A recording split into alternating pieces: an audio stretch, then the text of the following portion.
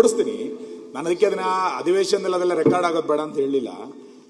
ಆ ಅರ್ಹತಾ ಪಟ್ಟಿಯಲ್ಲಿ ನೋಡಿ ಅವರ ಅಡ್ರೆಸ್ಗಳು ನೋಡ್ಬಿಟ್ರೆ ನೀವು ಇಂಥವರೆಲ್ಲ ಆಯ್ಕೆ ಆಗ್ಬಿಟ್ಟಿದಾರ ಅಂತ ಅನ್ಸ್ಬಿಡುತ್ತೆ. KPSC ಮೆಂಬರ್ ಮಕ್ಕಳು ಅರ್ಹತಾ ಪಟ್ಟಿ ಬಂದಿದ್ದಾರೆ. ರಿಟೈರ್ಡ್ ಇಲ್ಲೇ ವಿಧಾನಸೌಧದಲ್ಲಿ ಕೆಲಸ ಮಾಡೋದಂತ ರಿಟೈರ್ಡ್ ಫ್ಯಾಮಿಲಿಯ ಒಂದು ಕುಟುಂಬದವ್ರು 3 ಜನ ಆಯ್ಕೆ ಆಗಿದ್ದಾರೆ. ಯಾರೋ ಎಕ್ಸ್ ಮಿನಿಸ್ಟರ್ನ ಮಗ ಆಯ್ಕೆ ಆಗಿದ್ದಾರೆ. ನಾನು ಅವ್ರಿಗೆ ಅರ್ಹತೆ ಇಲ್ಲ ಅಂತ ನಾನು ಹೇಳ್ತಿರೋದಲ್ಲ, ಇಲ್ಲ ಅನುಮಾನಗಳಿರೋದು ಅಂತ. ಇದು ಎಲ್ಲಾರು ಒಂದ್ ಕಡೆಗೆ ಕ್ಲಿಯರಿಟಿ ಮಾಡಲಿಲ್ಲ ಹೆಂಗಾಗತ್ತೆ? ಮಾತಾಡಿ ಅಧ್ಯಕ್ಷರೇ. ಪ್ರಿಯಾಂಕಾ ಅವ್ರಿಗೆ ನಮ್ಮ ಅಶ್ವಥ್ ನಾರಾಯಣ ಅವರು ನಿಮ್ಗೆ ಅಭಿನಂದನೆ ಸಲ್ಲಿಸಿ ಅಂತ ಹೇಳ್ತಾ ಇದ್ದಾರೆ.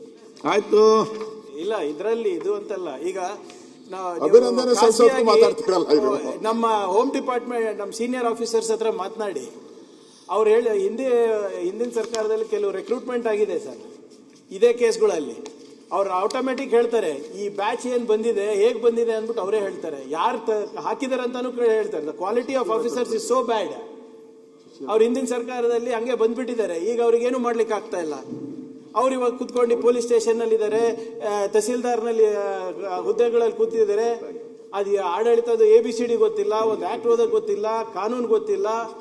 ಅವ್ರ IPS ಆಫೀಸರ್ಸ್ ಹೇಳ್ತಾರೆ ಸರ್ ಇದು ಆ ಬ್ಯಾಚ್ ಇದೆ ಅಂತ. ಬೇರೆ ಸರ್ಕಾರದಲ್ಲಿ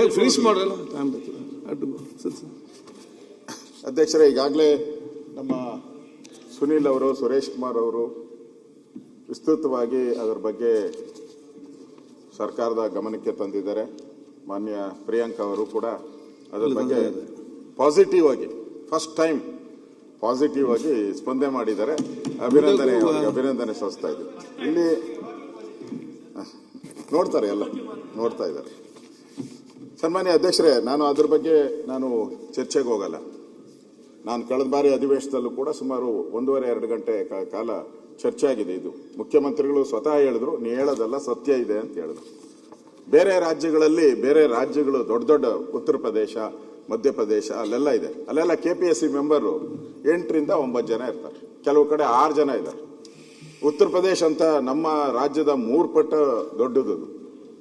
ಅಲ್ಲೂ ಕೂಡ 11 ಜನ ಏನೋ ಇದ್ದಾರೆ ಅನ್ಸುತ್ತೆ, 4 ಪಟ್ಟು. ನಮ್ಮ ರಾಜ್ಯದಲ್ಲಿ 18 ಜನನೋ 19 ಜನನೋ ಇದ್ದಾರೆ.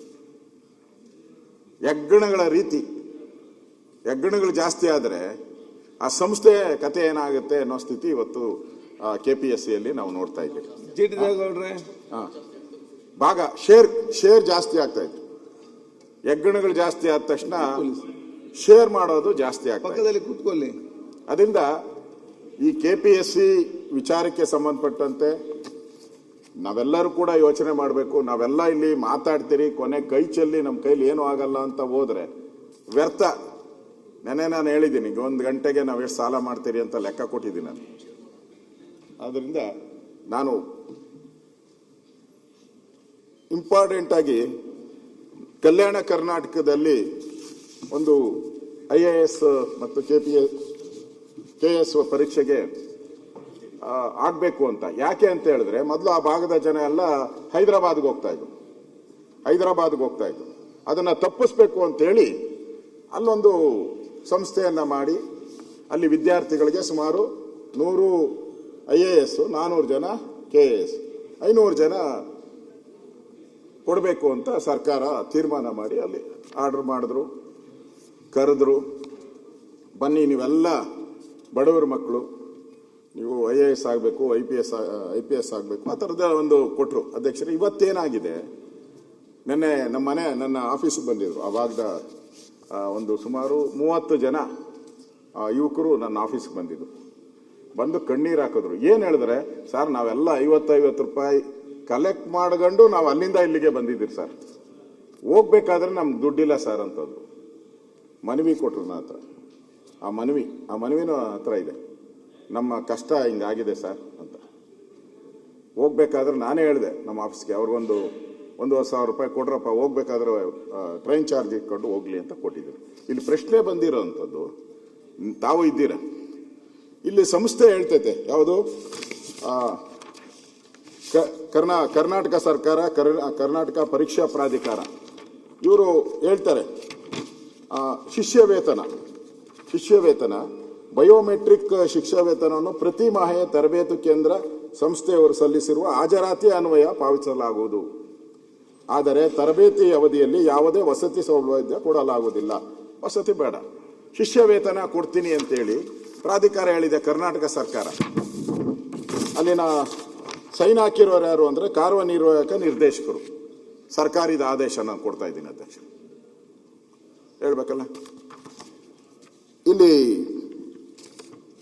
DC ಒಂದು ಆದೇಶ ಹೊರಡಿಸ್ತಾರೆ. ಎಲ್ಲಿದೆ? ಇದೇನಾ? ಇಲ್ಲಿದೆ ಅಧ್ಯಕ್ಷರೇ. ನೋಡಿ, ಸರ್ಕಾರದಲ್ಲಿ ಎರಡೆರಡು ಅಧಿಕಾರ. ಇಲ್ಲಿ DC ಹೇಳ್ತಾನೆ, ದಾಖಲಾತಿ ಪರಿಶೀಲನೆ ನಂತರ ಆಯ್ಕೆಯಾಗುವ ಅಭ್ಯರ್ಥಿಗಳಿಗೆ ತರಬೇತಿ ಕೇಂದ್ರ ಕಲಬುರಗಿ ನಗರದ ವಾಜಪೇಯಿ ವಸತಿ ಬಡಾವಣೆ ಕಲಬುರಗಿಯಲ್ಲಿ ತರಬೇತಿಯು ಉತ್ತಮ ತರಬೇತಿ ಸಂಸ್ಥೆಯಿಂದ ನೀಡಲಾಗುವುದು.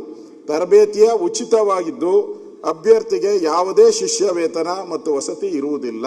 ಜಿಲ್ಲಾಧಿಕಾರಿ, ಇದು ಕರ್ನಾಟಕ ಸರ್ಕಾರ, ಇದು ಜಿಲ್ಲಾಧಿಕಾರಿ. ಅವನ ಜಿಲ್ಲಾಧಿಕಾರಿಗೆ ಏನು ಮಾನ ಮರ್ಯಾದೆ ಇದೆಯಾ? ಮಾನ ಮರ್ಯಾದೆ ಇದ್ರೆ ಸರ್ಕಾರದ ಆದೇಶ ನೋಡಬೇಕು, ಅದ್ರ ಪ್ರಕಾರ ಅವನು ನಡ್ಕೊಬೇಕು. ಇವನು ಯಾವ ದೊಣ್ಣೆ ನಾಯಕ? ಇವನದೇ ಒಂದು ಆದೇಶ ಹೊಡ್ಸಕ್ಕೆ, ಇವನೇ ಏನೋ ಮಾಡಕ್ಕೆ, ಇವನು ಯಾವ ದೊಣ್ಣೆ ನಾಯಕ? ಇವನು ಕೇಳ್ಬೇಕಲ್ಲ. ಇದು ಸರ್ಕಾರದ ನಾನು ಹೇಳ್ತಾ ಇರೋದು, KPSC ಅಲ್ಲ ಇದು. ಸರ್ ಒಂದ್ ನಿಮಿಷ ಮಾತಾಡ್ಬಿಟ್ಟು ಮುಗಿಸ್ಬಿಡ್ತೀನಿ. ಇಲ್ಲ, ಅದು ಒಂದು ಪಾಯಿಂಟಿಗೆ, ಯಾಕಂದ್ರೆ ಅದು Change ಮಾಡಿದ್ದೀರಾ? ಸೋಷಿಯಲ್ ವೆಲ್ಫೇರ್ ಮಿನಿಸ್ಟರ್ ಇದ್ದಾಗ ಅದಕ್ಕೆ ಬರ್ತೀನಿ ಅಲ್ಲಿಗೆ. ಒಂದ್ ನಿಮಿಷ ಸರ್, ಇದಕ್ಕೆ ಒಂದೇ ನಿಮಿಷ ಮುಗಿಸ್ಬಿಡ್ತೀನಿ. ಆಮೇಲೆ ಒಂದೇ ನಿಮಿಷ ಇಷ್ಟ ಆಯ್ತಾ ಅಧ್ಯಕ್ಷರೇ? ಅಲ್ಪಸಂಖ್ಯಾತ ಕಲ್ಯಾಣ ಇಲಾಖೆ ಅವರು ಅಲ್ಪಸಂಖ್ಯಾತ ಸಮುದಾಯ IAS KS ಅಭ್ಯರ್ಥಿಗಳಿಗೆ 12 ತಿಂಗಳ ವಸತಿ ಸಹಿತ ತರಬೇತಿ ನೀಡುತ್ತಾರೆ. ಹಾಗೂ ಇದೇ ಸಮುದಾಯ SSC ಮತ್ತು RRB ಅಭ್ಯರ್ಥಿಗಳಿಗೂ 3 ತಿಂಗಳ ಕೋಚಿಂಗ್ ಜೊತೆಗೆ ಪ್ರತಿ ಮಾಹೆಯಾನ 6,000 ಶಿಷ್ಯ ವೇತನ ನೀಡಲು ನಿರ್ಧರಿಸುತ್ತಾರೆ. ಅಭ್ಯರ್ಥಿಗಳಿಗೆ 7 ತಿಂಗಳ ಅವಧಿಗೆ ಕೋಚಿಂಗ್ ಸಹಿತ ಬೆಂಗಳೂರು ಸಂಸ್ಥೆಗೆ 10,000 ರೂಪಾಯಿ, ಜಿಲ್ಲಾ ಸಂಸ್ಥೆಗಳಿಗೆ 8,000 ರೂಪಾಯಿ ಶಿಷ್ಯ ವೇತನ ಕೊಡಲು ನಿರ್ಧರಿಸುತ್ತಾರೆ. ಇದು ಅಲ್ಪಸಂಖ್ಯಾತ ಇಲಾಖೆದು. ಅವಾಗ ನಾನು ಹೇಳಿದ್ದು SC ST ಮಕ್ಕಳದು ವ್ಯತ್ಯಾಸ ನೋಡಿ ಅಧ್ಯಕ್ಷರೇ. SC ST ಮಕ್ಕಳಿಗೆ ಶಿಷ್ಯ ವೇತನ ಇಲ್ಲ, ಅಲ್ಪಸಂಖ್ಯಾತರಿಗೆ ಇದು ವೇತನ. ಇದು ಎಷ್ಟು ಸರಿ ಇದೆ? ಇಲ್ಲಿ ಇಷ್ಟಾದ್ಮೇಲೆ 500 ಜನ ನೀವು ಆದ್ಮೇಲೆ ಈಗ ಬಂದಿರೋರು ಎಷ್ಟು ಜನ? ಬಂದಿರೋರು 40 ಜನ 50 ಜನ. ಫಸ್ಟ್ ಸೆಲೆಕ್ಟ್ ಆದವರು 500 ಜನ. ಈಗ ಅಲ್ಲಿರೋರು 40-50 ಜನ. ಅದರಿಂದ ಈ ಪರೀಕ್ಷೆ ಸರ್ಕಾರ ಈ KPSC ಇದಕ್ಕೆಲ್ಲ ಟ್ರೈನಿಂಗ್ ಕೊಡ್ತೈತಲ್ಲ, ಇದರಲ್ಲೂ ಮೋಸ ಆಗ್ತಾ ಇದೆ. ಒಂದು ಕಡೆ KPSCಯಲ್ಲಿ ಈಗಾಗಲೇ ಸುರೇಶ್ ಕುಮಾರ್ ಸುನೀಲ್ ಹೇಳಿದ ರೀತಿ ಅದು ಅಕ್ರಮ ದೊಡ್ಡ ಭಂಡಾರನೇ ಆಗಿದೆ. ಅದ್ರ ಜೊತೆಗೆ ನಾವು KPSCಗೆ ಕಳಿಸುವಂತ ಅಭ್ಯರ್ಥಿಗಳು ಯಾರ್ಯಾರಿದ್ದಾರೆ ಅಲ್ಲೂ ಕೂಡ ಅವ್ರಿಗೆ ಮೋಸ ಅನ್ಯಾಯ ಆಗ್ತಾ ಇದೆ. ನಮ್ಮ ದೃಷ್ಟಿ ಏನು?